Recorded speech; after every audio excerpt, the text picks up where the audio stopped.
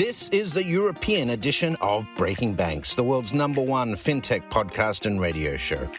We bring you the European unicorns, startups, founders, regulators, and leaders innovating the rapidly evolving fintech scene today. A truly localized podcast with both English and local language content, with some of the world's most well-known hosts and influencers in the fintech sector globally. Join us every week as we explore what makes the European Union a phenomenal proving ground for many of the fastest growing fintech plays in the world today. Okay, let's roll. Hello, everybody. This is your host, Roberto Capodieci. We are with Breaking Banks Europe in the series ConQuest. We're the con artist we want to expose, and Quest is what we're doing to do that. We have an amazing guest today. His name is Ben Taylor, if you know him as a person. He's a pleasant green color in parentheses, if you know him online, or Ben Dover, if you are a scammer, I guess. This is the several personality that our guest has. He is a very particular kind of scam baiter. He's really working in an interesting way. And welcome to our show, episode 199. We are close to the magic 200. Welcome, Ben. Hi, thank you for having me, and congratulations on reaching 200, almost. Almost. Not as age, thank God. Some time there. Yeah. So first of all, we're gonna start later talking about the scam baiting activity, the resell website, and the way that you approach all these. But first of all, where the name Pleasant Green color in parentheses comes from? What made you choose this? Well, when I started my YouTube channel like 5 or 6 years ago, I didn't really know what the focus of my channel was going to be. My first video was a video about a scammer that I encountered, and I just needed to come up with a name for my channel. And so I chose the name Pleasant Green because it's a family name that I kind of thought was cool. But I honestly never thought that anybody would ever watch my videos. So I just kind of picked a random name that I liked.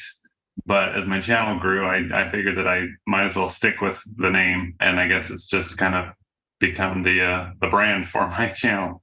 Yes, surely it's unique and remain in mind when somebody hears it is different from everything else. So at the end, I involuntarily made a good choice. Okay. Yeah. So, you are part of this big army of scam baiters. They even meet up along with others, help each other, and do several things. But your approach is a little bit also more educational. You interview people, so you get the person to do the scam. I was watching earlier the one with Taylor tickets, for example, rather than many other things that you had done. So how did the format of your show come along? Which is the goal that you have mainly? Yeah, I try to just look at it as kind of a storytelling style. I want to make my videos informative and entertaining.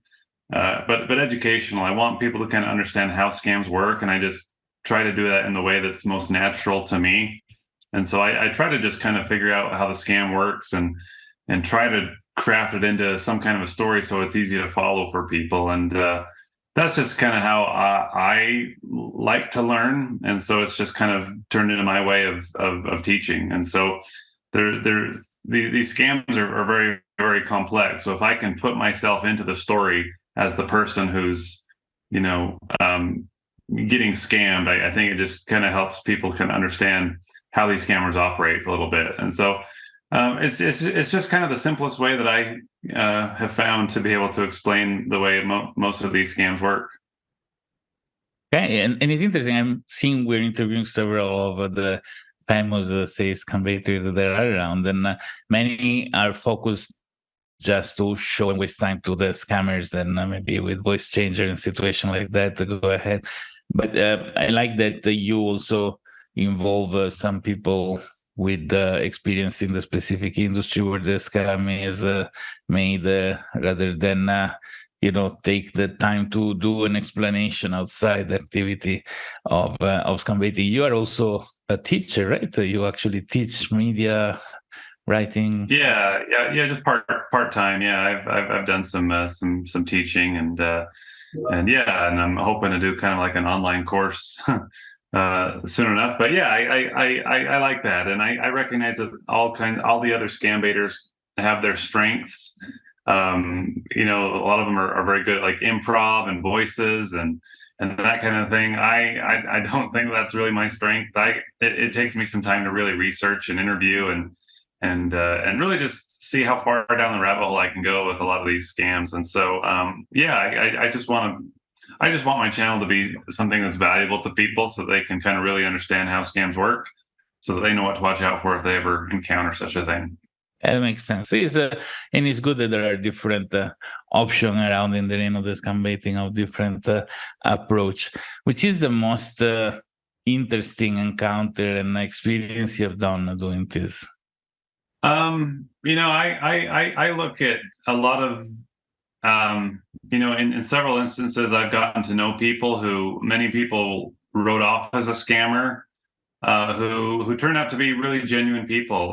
There's been people that I've been able to, meet in my scam baiting adventures, who are just people on the other side of the world that are just trying their best to raise a family. And so I think about those people that I've gotten to know on a personal level, who've ended up, coming to me, and whom I've been able to employ part-time to do basic jobs for me. I've been able to kind of help them see that there's a better way to live their life, that you don't have to scam, that you can provide your skills, and you could actually you could provide goods and services to people. And so I think about those experiences when I've just been able to meet scammers and see that they're human beings just like us, and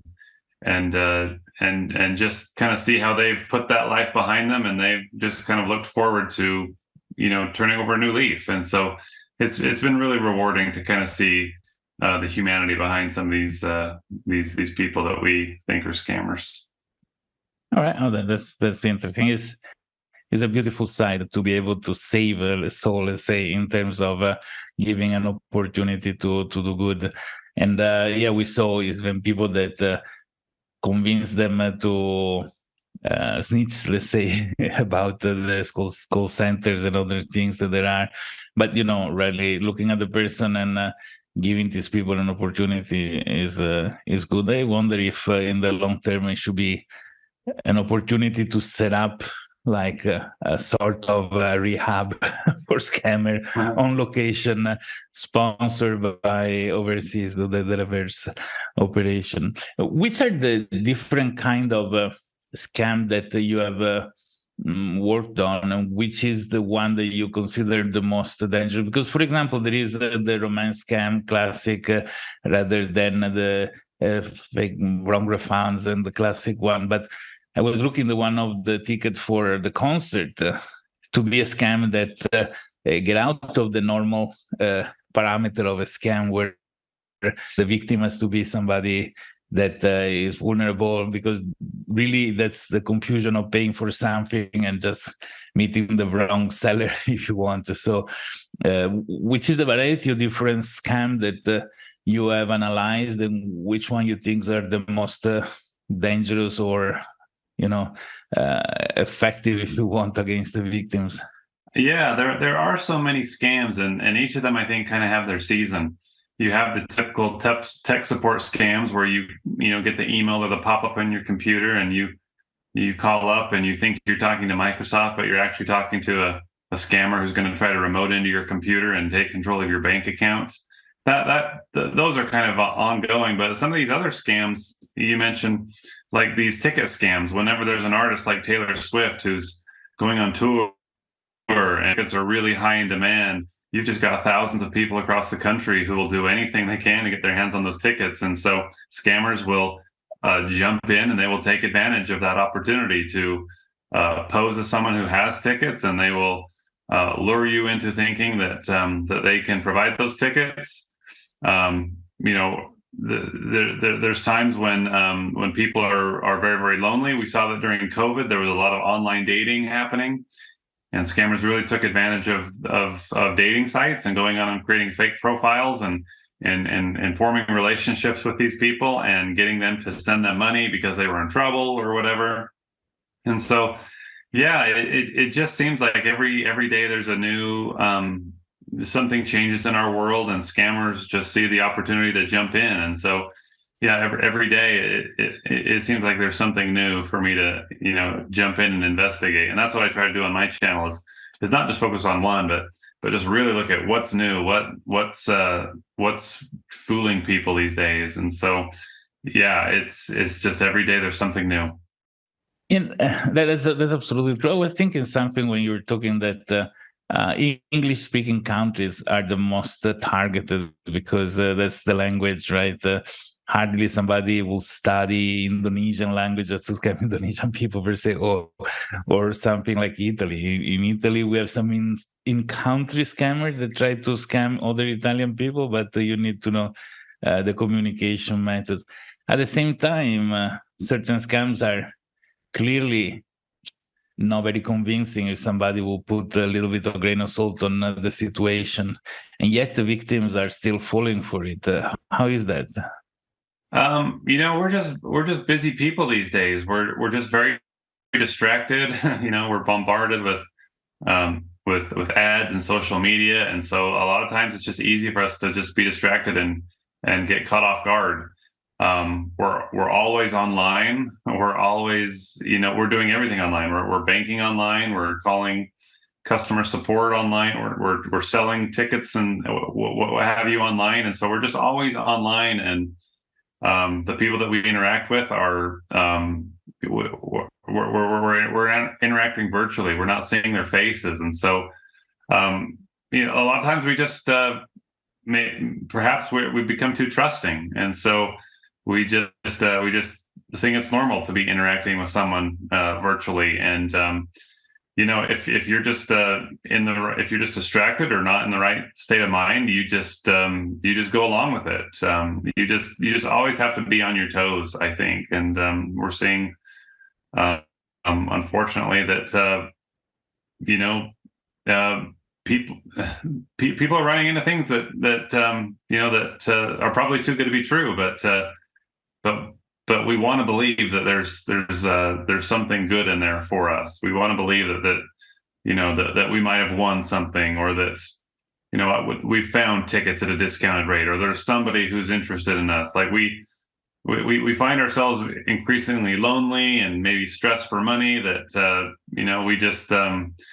we just put down our defenses at times, I think, and that's when these scammers take advantage of us. Yeah, it's true. But on the other side, we cannot live doubting of everything and everybody, right? So it's a difficult balance. I wonder if it should be something taught in school when growing up between the other subject, recognize a scam, recognize when you're being tricked into something, because it's not something that is taught. It's something that usually people learn by falling victim 1, 2, 3 times and then start paying attention, right? Yeah, there's no question. People are jumping. They're getting smartphones and they're jumping online, especially kids and the elderly. Like, we have not prepared people enough for the digital world, I don't believe. And so I think there's a huge opportunity to educate people before we just hand them a smartphone and send them into the online world. There's just a lot that we need to be cautious of. But yeah, I think that we certainly need to do a better job of educating. Yeah, that's a very good point. That's something, thinking about this many times. There are large financial institutions that should invest in educating all the clients about scams that there are in the world of finance. At the same time, like a school or community should educate. And I think that we're doing better. Like, if you go to a convenience store or your bank, you'll see signs. You'll see if somebody asking you to buy gift cards, if somebody claiming to be from the government, like you're seeing signs out there. So we're getting better at this, but there's still a long way to go. That's a good two things to know. I long time I don't come to the US, so I didn't see this, but it's good to hear that there is actually something that is happening. So in your activity of scam baiting and educating about scams, which being unexpected hardest that you have faced situation that were difficult, or get back to you somehow? Like what is something that happened that you didn't expect, in a negative maybe, or in a difficult way? I think I really admire a lot of the scam baiters because they're able to, really, the more time that we can take away from scammers, the less time they have to scam innocent people. And so I admire anybody who wastes scammers' time, but it does not come without its risks. And so it's something that I don't want to stop anybody from doing, but I would really strongly encourage people to be cautious when interacting with people who, have the worst intentions. I have been, on accident. I have accidentally, used my personal number, and they have, released my information out into their, their various websites to try to dox me. They have, set up accounts to spam my number and my accounts that I use to interact with scammers. So they will retaliate when they feel like you are going after them. And so it's just very important that whoever wants to interact with scammers, just be careful. Don't use your personal number. Always use a VPN so they can't track your location. There's just a lot of things to keep in mind when interacting with scammers, because you can be distracted too. And so, yeah, I've just made some simple mistakes about guarding my privacy and safeguarding my accounts when interacting with scammers. And so I just, it's just a good reminder for me to always be cautious. So there should be this Scambaiter Academy that shapes sure. very good and safe Scambaiters for creating this army to go after the scammers. That's absolutely an interesting aspect that I think it should take shape. But it's true. It's not something to suggest. Don't try this at home unless you know exactly what you're doing, because it can turn out to be bad. I was helping somebody that been romance scammed, but also investment scam at the same time. And he's a scammer with a fake profile of a beautiful lady, obviously penetrated all the social connection of this person. So in the moment that it was time to take money, he also ruined the reputation of this person with all the connections. So it goes above just the money loss that it gets scammed, but there is some collateral that are very bad. Yeah, absolutely. It's not just the money. It's like you said, it's the reputation. It's for people who are involved in romance scams. It's the personal, loss of thinking that they were invested in something, but now they realize that not only did they lose money, but they lost love. So, it really takes a toll on the person financially and emotionally. And so, these scams can be very, very devastating in more ways than one. There's a big amount of shame as well, how they tell the family they lost the money. And there are many that end up in a very bad way as well. So it is really important. Also, people that is potentially victim of scams are not people that will go around educating themselves. So it's very important that a lesson like the one that you teach through your channel goes to the friends, family, a loved one of the potential victim. So it's important to notice if somebody we talk to, some family member, shows let's say sign of being fall for some scam, and help them to stop the mechanics. In fact, is something that is not so direct as a mechanics. Is difficult to do something to help properly. But that's why I appreciate a lot people like you that has is educational manner to explain the scam, because so people can learn from there. So what is your advice for someone that is suspect to be scammed? For someone who is being scammed, or for someone who knows someone being scammed? Or somebody that doesn't know, he thinks he's doing a good investment rather than he thinks he's purchasing the good ticket. So, but something doesn't feel good? What is the suggestion? What to look at? What to pay attention to that you can give? Oh, I mean, so many things sound so good to be true, and if they do sound too good to be true, they probably are. And so it's just important that people are just being extra cautious, that they're asking questions, that they're confirming with multiple different sources. Like if they think that they're talking to if you get a call from your bank, and you're questioning if that's really your bank, then hang up and you can call back your bank. Be careful with the links that you're clicking on. If it seems suspicious, it probably is. If you should ask yourself, is this the typical message that my bank has sent me in the past, or whatever. Talk to people on the phone. If you're suspicious, then call people up, because you can usually decipher if you're part of a scam if you can actually talk to them on the phone. If you can ask them questions, ask the hard questions. Legitimate sources will sit down with you and they'll answer your questions. Scammers are going to push you off if you try to dig too deep, because they don't know the answers to those questions. And certainly take your time with these things. If someone's pressuring you to move money from one account to another, or to install some software because time is of the essence, just slow down. Nothing needs to take this long. And so if you feel rushed, then just need to take a break, hang up the phone, walk away from your computer and talk to somebody, because you should never, ever feel rushed when you're dealing with numbers and dollars in that amount. So just take it easy, talk to somebody, and just really think it through. Like if it sounds too good to be true, it obviously is. Thank you. These are very good points, and it's important that people understand it's mostly being rushed. Run, do it fast, do it immediately. There are also the classic ones that they call and says your family member, whatever, is in the hospital, is in a coma, there is the need of money for this, or a message from a hacked account that says, I was traveling, I lost everything, please send. They create a situation that is difficult to verify, but at the same time is a little bit strange. And those will be important to pay attention to, because a lot of people lose money in this.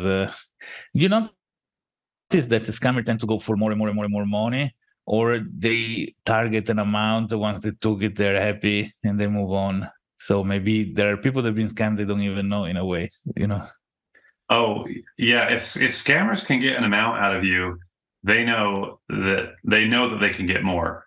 And so a lot of the victims that I run into, that they're not just hit once, they're hit time and time and time again, because the scammers know they found somebody who's gullible enough. And so they come up with another reason. They say, oh, there's this extra fee that you have to pay, or, we need to move your money from this account to this account. And so, scammers will not, they will not stop until they've gotten everything they can out of you. So they're not just going to hit you once. So that's what I tell a lot of these people, is that you've just got to stop. If you feel like you're being extorted, or, if you just have to stop. The more you talk to them, the more that you send them money, the harder they're going to work on you. And so the best thing that you can do is just cut off everything. Stop with the money, stop with the messages, just cut it off. If the scammers know that they've lost you, they'll go find somebody else. But the longer that you're engaged with them, the harder they're going to try. And so it's just best to just walk away, cut your losses, and just, just cut off all communication. There is to say that there are a lot of scams that are actually not online. So there are mostly the romance scams that happen. There are a lot that happen actually in person, over the phone, WhatsApp, and not like the classic internet dating site, but things that, those are more difficult to intercept and do something about, because obviously working as a scam baiter online is obviously brings the scammer handy. much easier. But yeah, indeed, the education should be in the overall aspect. There are many people try to sell the car, and there are scamming purchasing cars, for example. There are a lot of other things that people is presented to that are actually hiding a scam that is what I'm trying to say is that it's not just online that people can commit the danger of being scammed. So in all the scam baiting that you've done, which is the most creative way, while you're still in the normal side, so you don't pretend to be the girl or something, unless you did, I don't know, but which is the most creative way that you have interacted with the scammer?